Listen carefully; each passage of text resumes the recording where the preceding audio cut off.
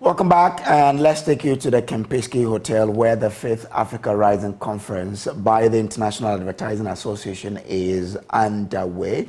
Let's take you there now to have a feel of what's happening.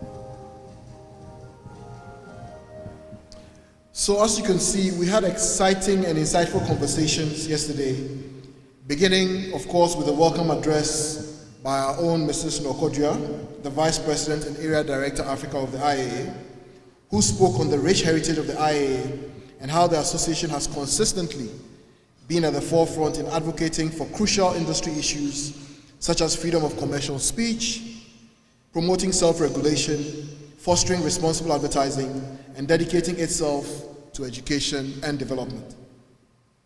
Noko mentioned that the Africa Rising Conference is not a mere gathering of the industry professionals, but a celebration of the African narrative and the vast potential of the continent. She said the world is increasingly looking to Africa not just as a market, but as a source of inspiration and creativity.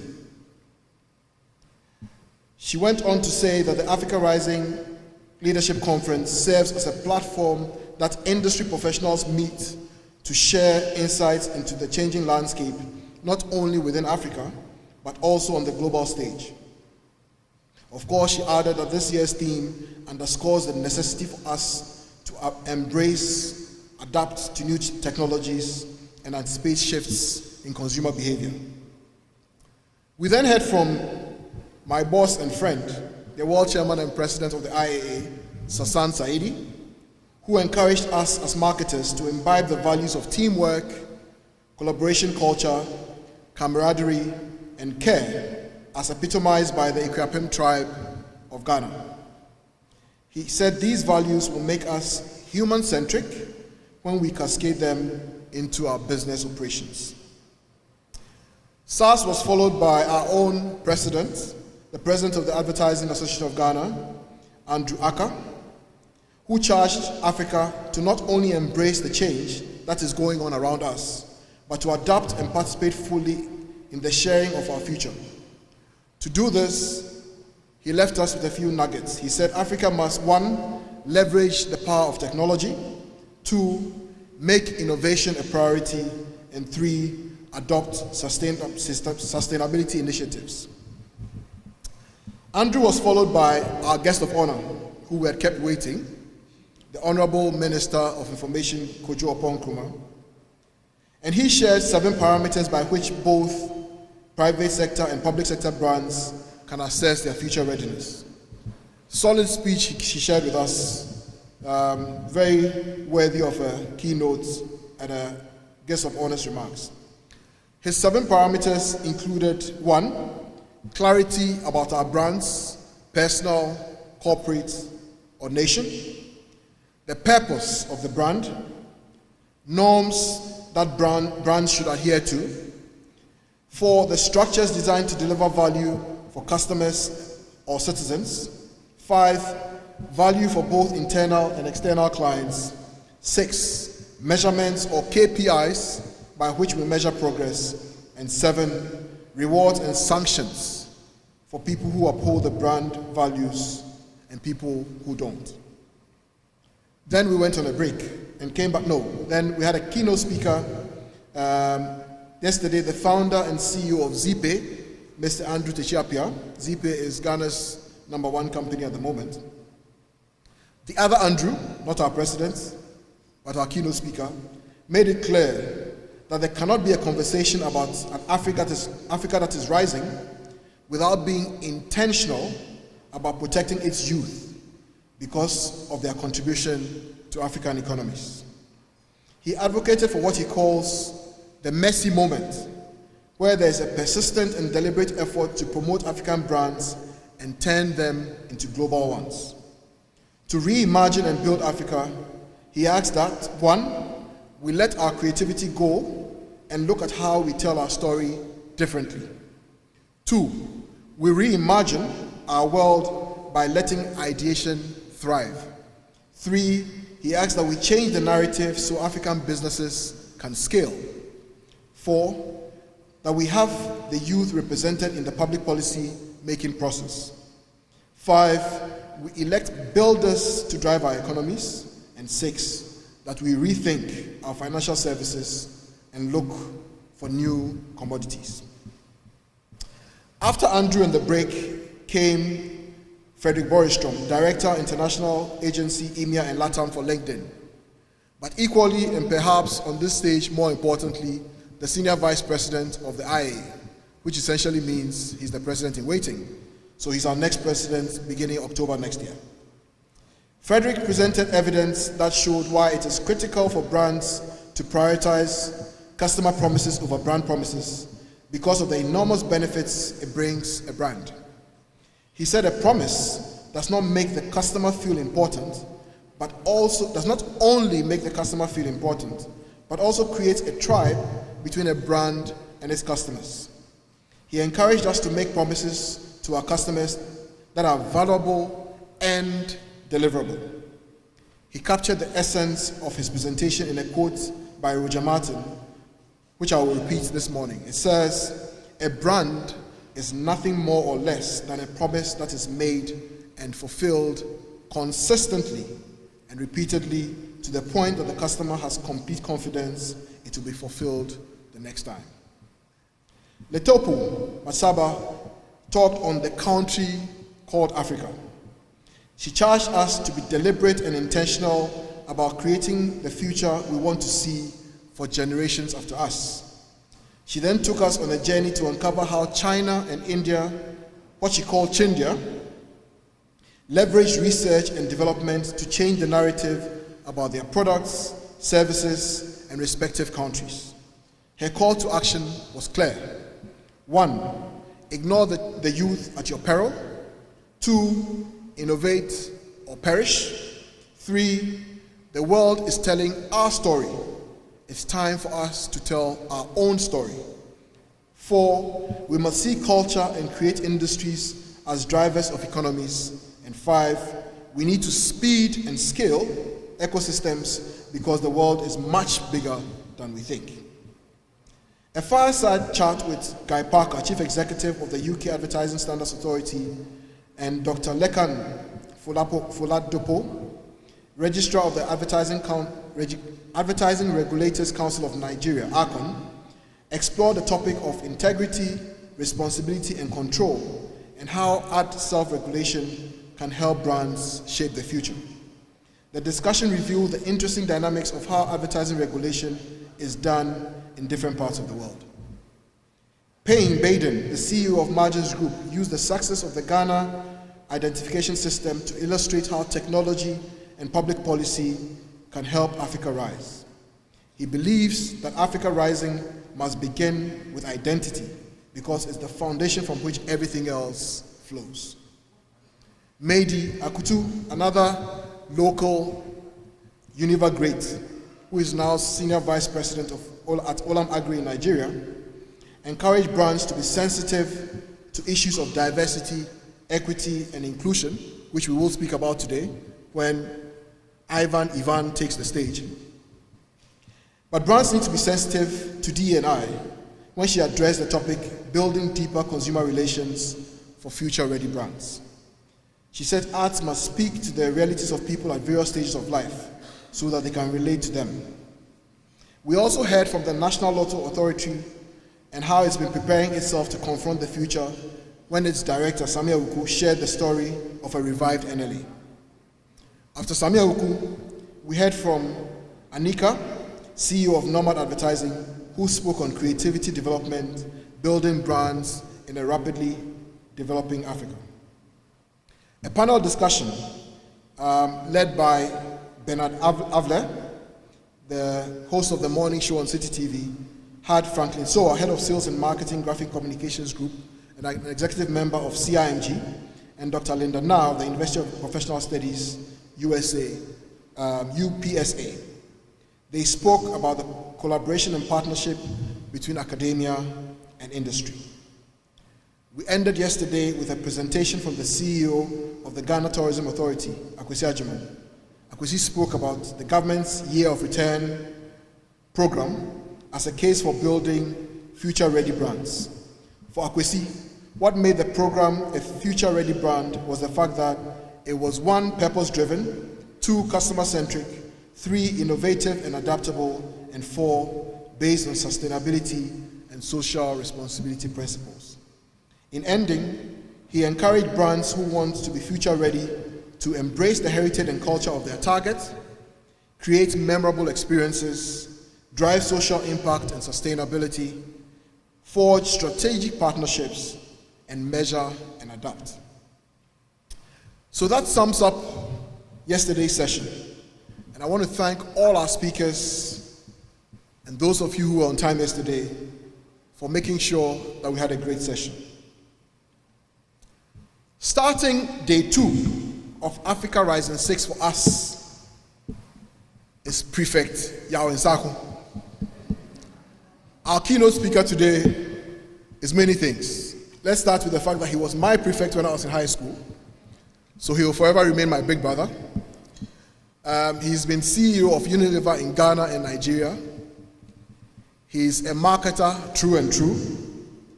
Went on to become executive vice president, I believe, for Unilever in the UK, based in the UK, and is now an independent marketer and a Pan-Africanist forever.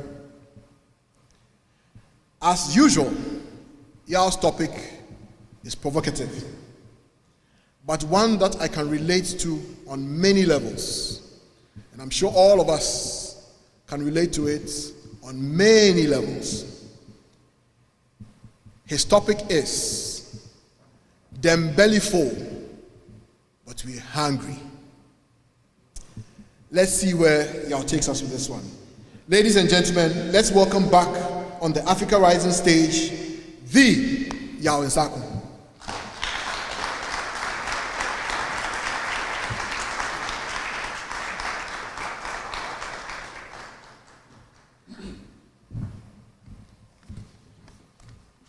Good morning, everybody. I have always had the ambition that one day I will speak after a very intelligent man has spoken. And one day I will also speak after a very rich man has spoken. And one day I will speak after a very powerful man has spoken. And in speaking after Joel, all three have been fulfilled. So I'm very grateful. I was told on the 25th of July that I have to be here. My instinctive reaction was that I'm presenting in Entebbe tomorrow. So it's going to be difficult to make it. But I think if you are a successful marketer in Africa, you know that one of the qualifying criteria for being successful on the African continent is that you don't say no to Mrs. D. So we had to make a way, and I'm very grateful to be here and to see you all and to reunite. Thanks for the opportunity. I'm putting my gadget because I've been told that Jerry Ajololo, my friend, was intimidating people yesterday with that their time was running out, so I said I don't want to be terrorized, so I have my own timer to keep me on track. And I start out by saying that I asked for 10 minutes more, so I have 40 minutes. I'm told there may be question time, I don't know.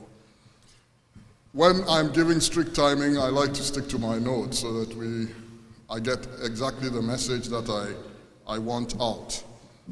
Yesterday morning, on 6 September, my exemplary Pan-Africanist comrade, Paulo Nantuya, announced to a few of us that one of the greatest anti-colonial revolutionaries of all time, Field Marshal Muthoni Wakirima, had crossed the river to join the ancestors. I raise my fist in salute to this valiant revolutionary of the London Freedom Army, the Mau Mau.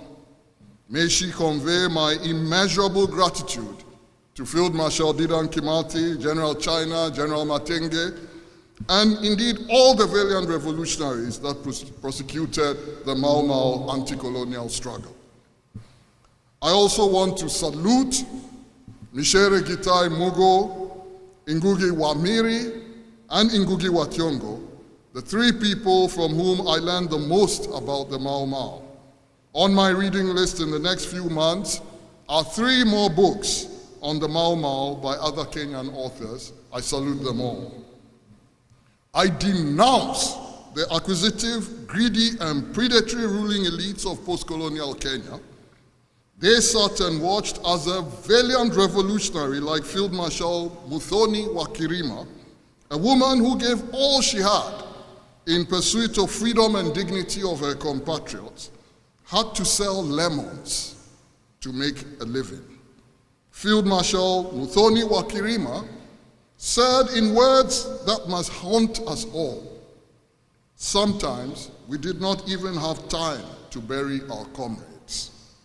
Hyenas ate their dead bodies, and yet they have been forgotten in the new Kenya."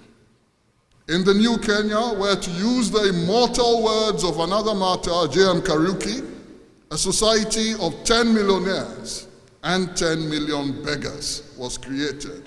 A new post-colonial African metropolitan elite, the landed gentry, the lumpen bourgeoisie, the black ancien regime, shunned from beginning to end, acquired hundreds of thousands of acres of prime land for themselves, and yet locked the masses in congested slums and pits of misery and deprivation, watching our heroes like Field Marshal Muthoni Wakirima fend for themselves in the era of freedom they had fought for by selling lemons on the streets.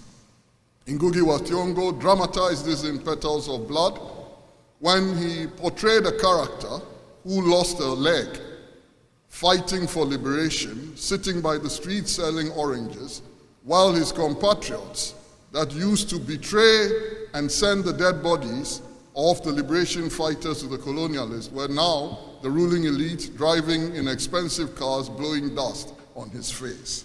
This is an injustice that cannot continue. And this story is true of the post-colonial reality of much of Africa, including Ghana, where we are gathered, and many of our war veterans died alone and destitute. It offers the best backdrop to my topic for today, them belly full, but we hungry. That has already been introduced by my good friend Joel, so let's get on with it. After a break from speaking here for some years, part of it COVID, I'm glad to be back. It seems to me I last spoke at an IAA conference in 2019 or 2018. Then COVID stopped the world. I'm really glad that we are here again and the world is moving again. It is great to be reunited with many old friends and to see so many people from different parts of the world here with us. I have been given 40 minutes, I'm told, because I had to fit in the tribute and acknowledgement of Field Marshal Muthoni Wakirima, the colleague of people like Field Marshal Dedan Kimati, General Matenge, General China, and many more who fought in the trenches for the Mau Mau. So I asked for a little bit of time to mark that because I think it's very important that we honor the departed revolutionary. My first point is that when business derails, it causes lots of pain to society. It is not just because people wanted to be bad that the twin evils of the transatlantic slave trade and colonialism happened. Those behind it were driven by an orientation to profiteering. Therefore, from the onset, we say marketing must guard against succumbing to neoliberal capitalism. In my view, neoliberal capitalism is the new marketing myopia that we must guard against. Neoliberal capitalism drives short-termism, tyranny of the quarterly rat race. We all know it. We chase targets by any means necessary, and we do a lot of evil. It does not take ownership for the externalities of its end-to-end value chain. You want good examples of that? Go to many of the mines. In Ghana, where we are sitting, illegal mine in Galamsey is a big, big issue. I'm told the president of Ghana said in the climate summit in Nairobi yesterday that the ban is working. I say, let him show me where it is working. I'd like to see how it is working. The reality of many people is very different, and we must confront the fact. It's a great example of people who are searching for money and for profits by any means necessary, even if they have to kill others in order to be able to do it. So even poor conditions. A senior citizen, I will not mention his name, will be giving a speech on this in Takoradi today. He's more qualified than I, being a miner, to talk about it, so I'll leave it to him. The thing about shareholder primacy is what I'm talking about. Business deals with multiple stakeholders, and if we genuflect and succumb to only one of the stakeholders and allow them to drive the agenda, then we end up in this place where we are willing even to kill in order to be able to make short-term targets.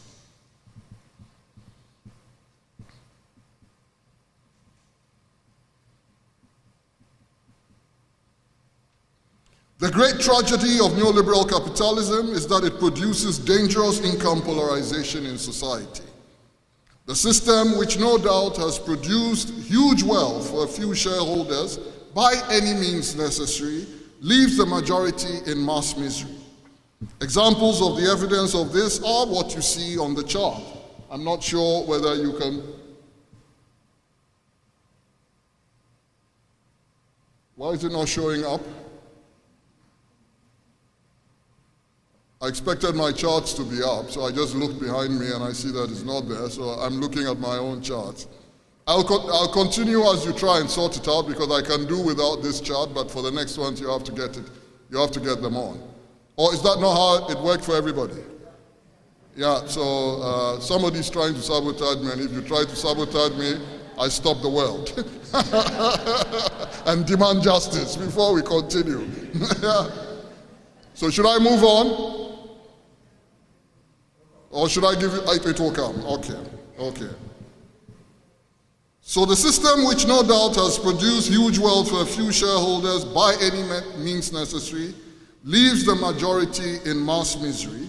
And since you can't see the chart, they're just statistics of inequality of many African countries that I pulled together, but I would like particularly to mention that the April Partners Report in Ghana, where we are currently gathered, said that a whopping 68% of the population of Ghana has recently been classified as low income.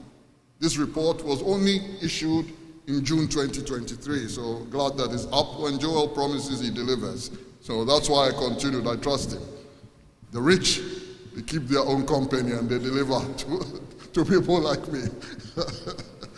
With a family size of 5 on average, this 68% that I spoke about lives on only 11 euros a day. That is their total budget, 11 euros a day. Half of that budget, 5.5 euros a day, is spent on food.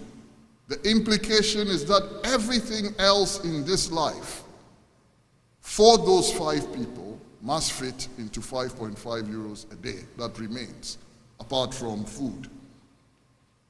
This is a tragedy. I have no way of describing it but to say that the conditions are what Fanon called the wretched of the earth. We, all of us, by allowing mindless policy addiction to neoliberal capitalism, driven by the Washington Consensus, but also unthinking policymakers in our parts of the world, must take responsibility and accept culpability for this state of affairs. It is us who have ensured the overwhelming majority of Africans can now be described, as I said, by Frantz Fanon's hallowed phrase, the wretched of the earth. It is this tragic outcome that the immortal reggae singer and revolutionary, the late Bob Marley, described as Dembele full, but we hungry. Because for the majority of our compatriots, the potter cook, but the food no enough. This is an existential risk to society, for I warn metropolitan elites across the continent. Again, listen to me, André Gunda Frank's lumpen bourgeoisie. If we allow this degree of income polarization to continue too long, society is bound to explode. When the poor have nothing to eat, they will eat the rich. As my great friend, Dr. Nzamo Masito, pointed out to me in a quote written by someone else, he himself an outstanding marketer of great pedigree, the poor cannot sleep in Africa these days because they are hungry. And the rich cannot sleep because the poor are awake. When we say Africa rising, whose Africa is rising? All or only the lumpen bourgeoisie, the people in the Kempinskis and so on of this world? Is it only for them that Africa is rising? Or are we saying that Africa is rising even for the people who must survive on 11 euros a day? Then where is it rising to? Or are we caught in a situation where, to use Professor Samir Amin's felicitous expression, Africa rising is just another miracle that is leading nowhere? How can Africa be rising if even the elites are locked behind high walls, electric fences, hazardous burglar proofing, security doors that you would think were designed to be able to fortify Fort Knox, keeping beasts as guard dogs? I have friends personally who say to me that they cannot release their dogs during the day because if they do, they will maul the residents of their own homes. You talk to the medical personnel, they are these days treating wounds from these beasts that are supposed to be guarding us because we are afraid of everything, because we have allowed this degree of income polarization. This is not how many people in the world live. They live in safer conditions because they have dealt with some of the structural and fundamental issues of their society. Our Kenyan compatriot, I quote him again, the colorful Josiah Mwangi Kariuki, J.M. Kariuki for short, boomed to Jomo Kenyatta in the early post-independence era when he observed the insensitive acquisitive tendencies of the governing elites. He said, "We do not want a society of 10 millionaires and 10 million beggars. We do not want a society of 10 millionaires and 10 million beggars. We do not want a society of 10 millionaires and 10 million beggars." Unfortunately, in 1975, J.M. Kariuki was assassinated. 10 years before, another campaigner who had been making the same sort of noises in the same space, Pio da Gama Pinto, was also killed in 1965. In addition to the dedications that I have made before, I also wish to dedicate this talk to Josiah Mwangi Kariuki, to Pio da Gama Pinto, and to Patrice Lumumba, for reasons that you should know. All over Africa, we now have a situation of 10 millionaires and 10 million beggars, a predictable outcome of neoliberal capitalism. And those 10 million beggars have become what Ralph Ellison famously described as the invisible man. What a tragedy, what a shame.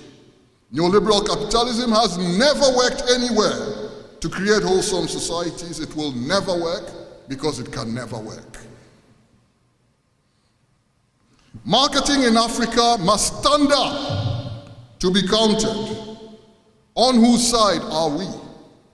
Do we exist also to create 10 millionaires? Or is our focus and objective that we work to improve the long-term health of society by creating shared prosperity and shared dignity? Does marketing see the plight of the 10 million beggars at all? The invisible men. Do we see it at all? And I pause because I want you to think about it.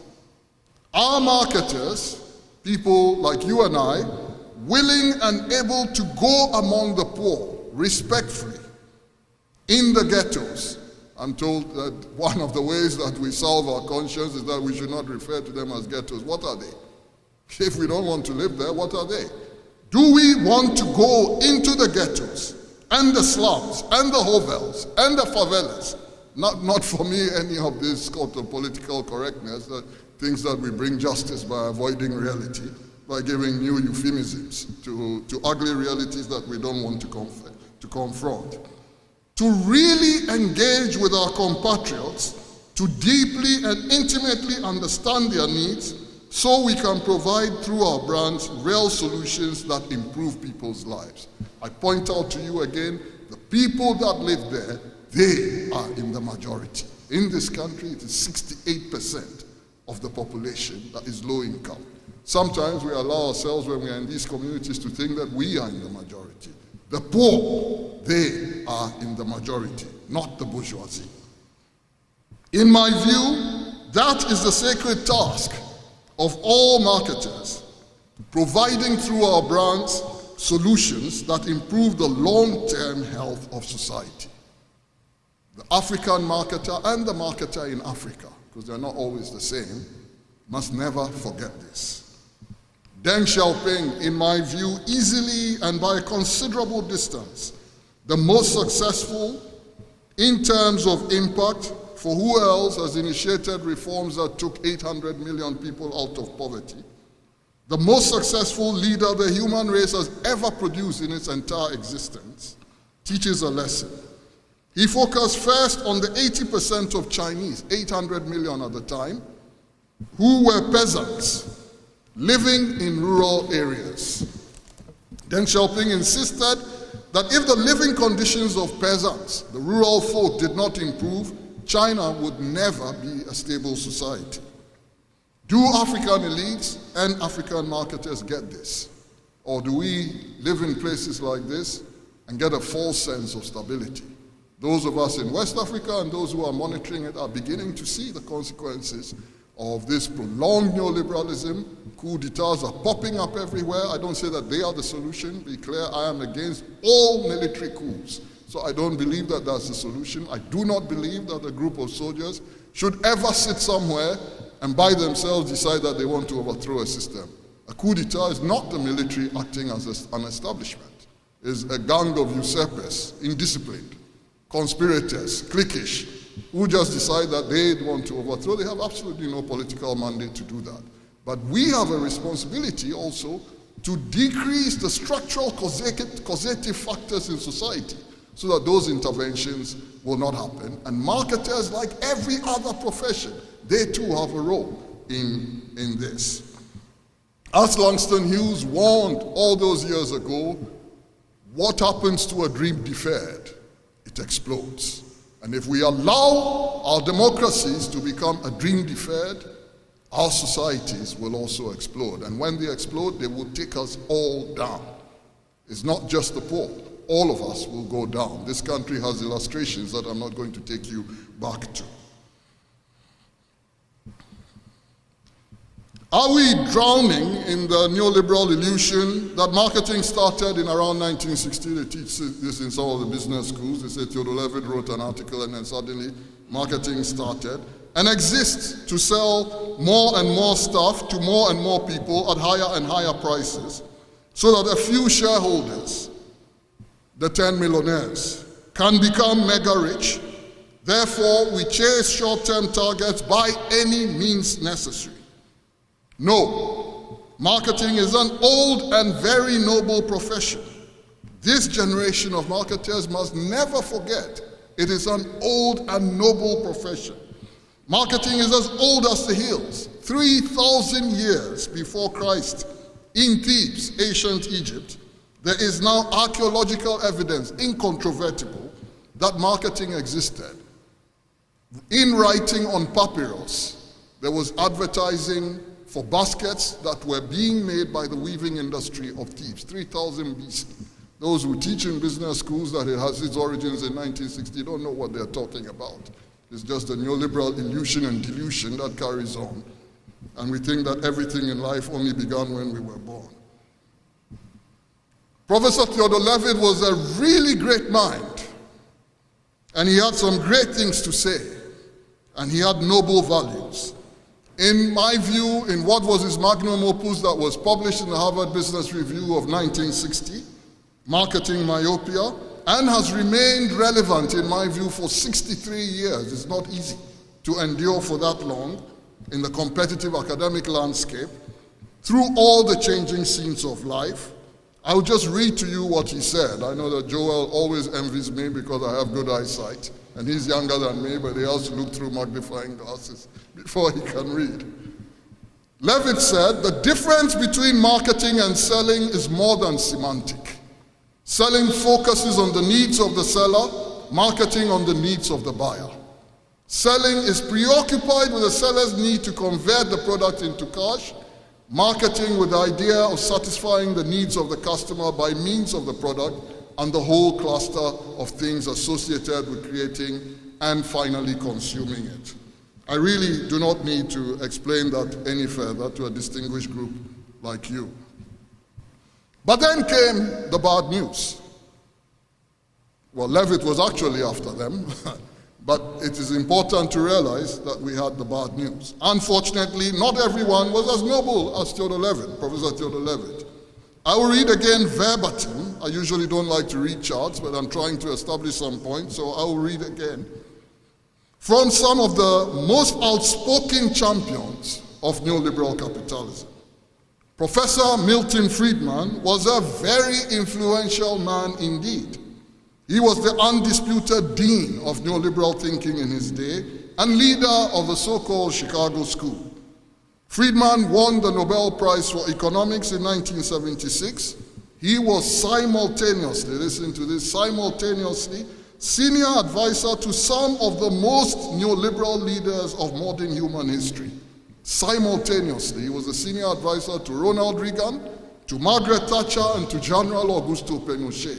One man. At the time that he was also the dean of the Chicago School. So this was a very influential man. Upon his death, one of the most influential voices of Western civilization, The Economist magazine, described Milton Friedman as, quote, the most influential economist of the 20th century. Possibly all of it, end of quote. Friedman was powerful and influential, yet he was very wrong on some things. Listen to him. There is one and only one social responsibility of business: to use its resources to engage in activities designed to increase its profits. What can be more wrong than this? And I don't want to even argue against it because it should be self-obvious to a group like this. The other neoliberal marketer that I have quoted here, this time he was not an academic and not a professor of economics so that we can run away. He was one of us, the chief marketing officer of the great Coca-Cola, the man who was responsible for the fiasco that became known as Coke Classic.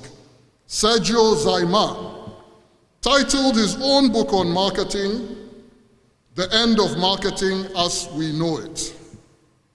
He obviously was inspired by Francis Fukuyama's bizarre postulation. Remember that Professor Francis Fukuyama had argued in The End of History and The Last Man that the human race was incapable of improving on the system of free markets and Western democracy.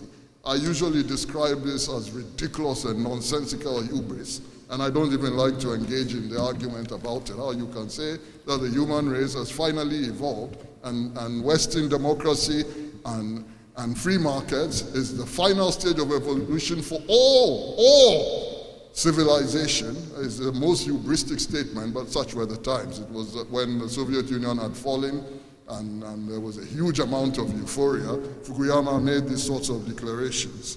They these days call them the end of history days.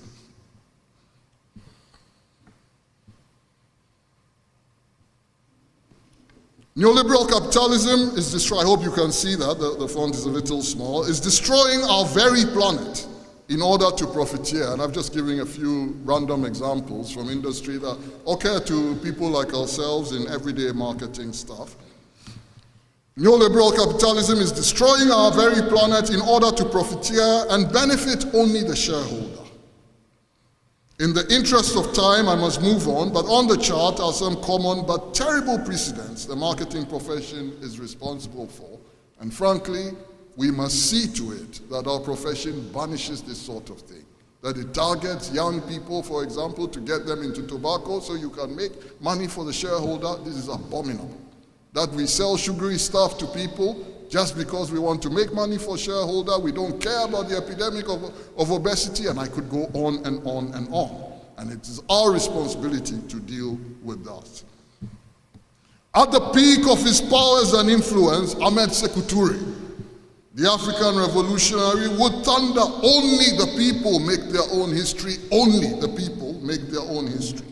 All power corrupts, not just political power.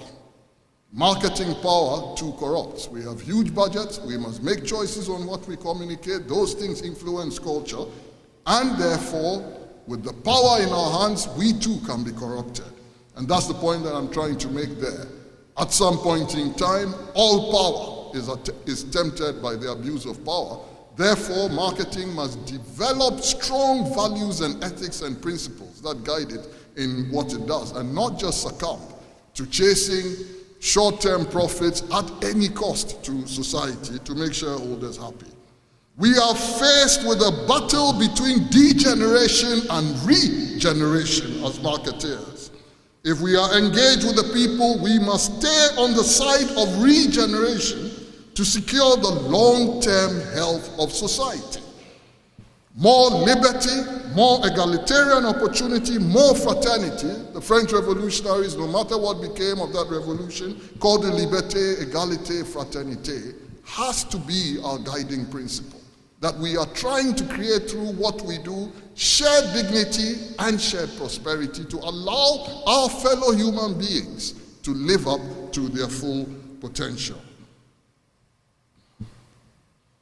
Shall we be inspired by the wisdom of a truly noble man, Professor Henry Mintzberg, a true force for regeneration in his writing, when he says, unless American business gets off its destructive kicks, the mindlessness of managerial groupthink, the mercenary me of shareholder value and executive compensation, all the noise and the hype, it will be in deep trouble.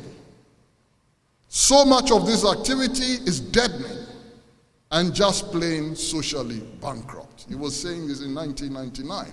If you follow the activities that have happened, 2008 and so on and so forth, you know that Mintzberg was on song. He then says in the same article, if you're looking for it, the article is called Managing Quietly. It's now freely available. If you Google it, you can read it all, and there's a huge amount of wisdom in it. Is shareholder value new as well, or just another old way to sell the future cheap? We're talking about future brands here. Is this just an easy way for chief executives without ideas to squeeze money out of corporations? This mercenary model of management, greed is good, only numbers count. People are human resources who must be paid less so that executives can be paid more, and so on, is so antisocial that it will doom us if we don't doom it first. It will doom us if we don't doom it first. Mintzberg was a very wise man. Being on the side of regeneration requires of marketers that we be courageous leaders. Again, I think I have missed something. Shall we be inspired by the wisdom and guidance of Professor Henry Mintzberg, a true force of regeneration? My boss and big brother Paul Polman never stopped saying this. Being on the side of regeneration requires of marketers that we be courageous leaders. Again, Polman never stops talking about this, and he ought to know. He fought major battles against neoliberal capitalism, and it requires courage. Deng Xiaoping, in making the point, used a felicitous phrase that I absolutely love. He said, leaders must not be timid in pursuit of what is right for society. According to Deng, using his words, leaders must dare to touch the backside of the tiger. And if the tiger does not move, they must dare to spunk the backside of the tiger. It's not surprising that he was so successful as a leader. Maya Angelou, in that quote, is absolutely right. And in the interest of time, I will not read it. The redoubtable and remarkable Ngugi wa Thiong'o observed in his book that in a land, his book Wizard of the Crow, that in a land in which there's too much fear, poverty soon descends. So marketers, you and I and all else, rise up for regeneration. Let us be incontrovertibly, ineluctably, indisputably on the side of the forces of regeneration that try to secure the long-term health of society. In warning about the dangers of the neoliberal capitalist influence on marketing, the conversation has tended to dwell, my conversation this morning, on the base side of humanity. As I come to the end of my presentation, I want to remind you, with Viktor Frankl's words, that there is still a good side of humanity. And in efforts like Professor Michelle Mugo's Utu, she spoke a lot about Utu. I am because we are. Desmond Tutu's Ubuntu, same thing. I am because we are. We call it in this part of the world Ebusia, in Tanzania Ujamaa. We cherish the collective. We don't just exist as selfish individuals to do what we want for ourselves, but we cherish community. We must live for that spirit. I decided to use the words of Viktor Frankl, the Nazi Holocaust survivor, the psychiatrist who wrote, in my view, one of the most influential books of the 21st century, of the 20th century and beyond, Man's Search for Meaning, and I'll again read it to you. It's a quote I really absolutely loved. We who lived in concentration camps can remember the men who walked through the hearts, comforting others, giving away their last piece of bread. They may have been few in number, but they offer sufficient proof that everything can be taken from a man, but one thing, the last of the human freedoms, to choose one's attitude in any given set of circumstances, to choose one's own way. For me, those are immortal words. We must choose to be on the side of regeneration as marketeers. We will talk a lot at this conference, as we have in many others. The key question is, will we change anything for the better? As a professional coach, I know that it is from critical reflection that awareness grows and then change comes. So conversation is important. I'm not at all saying what we're doing here is not important. It's very important to take time off to reflect, to think about things. But as Wangari Maathai said, if you want to succeed, she was talking in the case of greening, keeping a wholesome environment.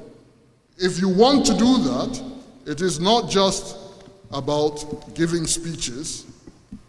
She said, digging the ground, planting the seed, watering and nurturing it to grow. That's what makes the difference. You have to get your hands dirty. So the battle of regeneration is not going to be fought from cozy centers. We must go where the poor are, understand, and really commit to improving their lot.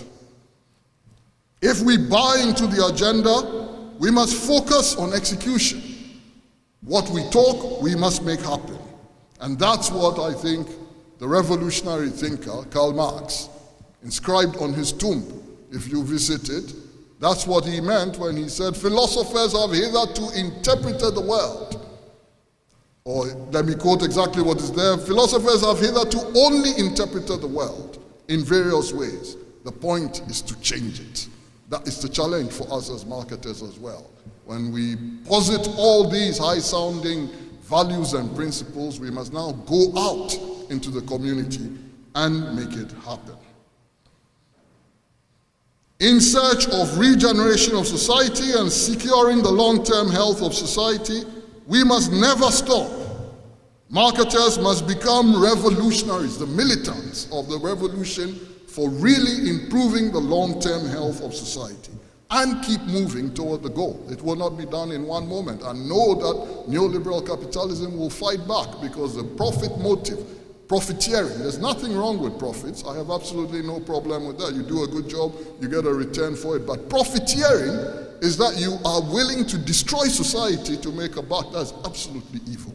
But it will fight back because money is a great motivator of evil.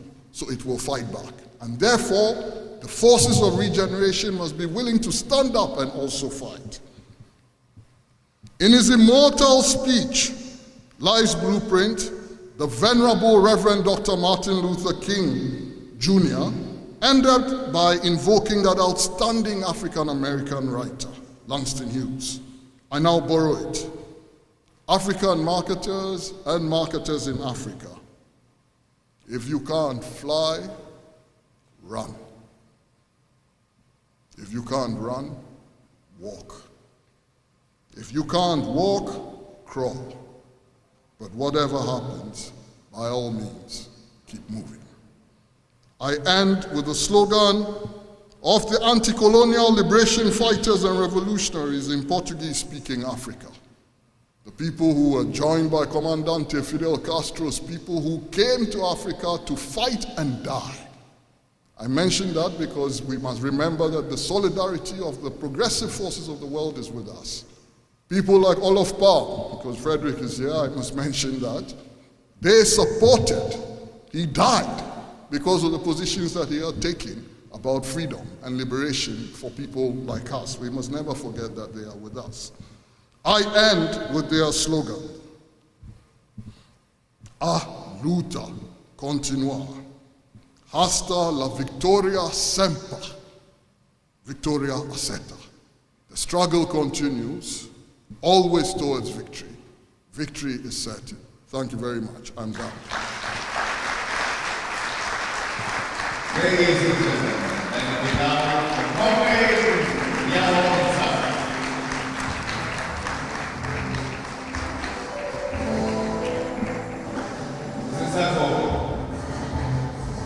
and this is a fitting tribute to you. As many as can, let's sing it together. Yeah. Come on, stand up, we're in Africa. Yeah. Dambali for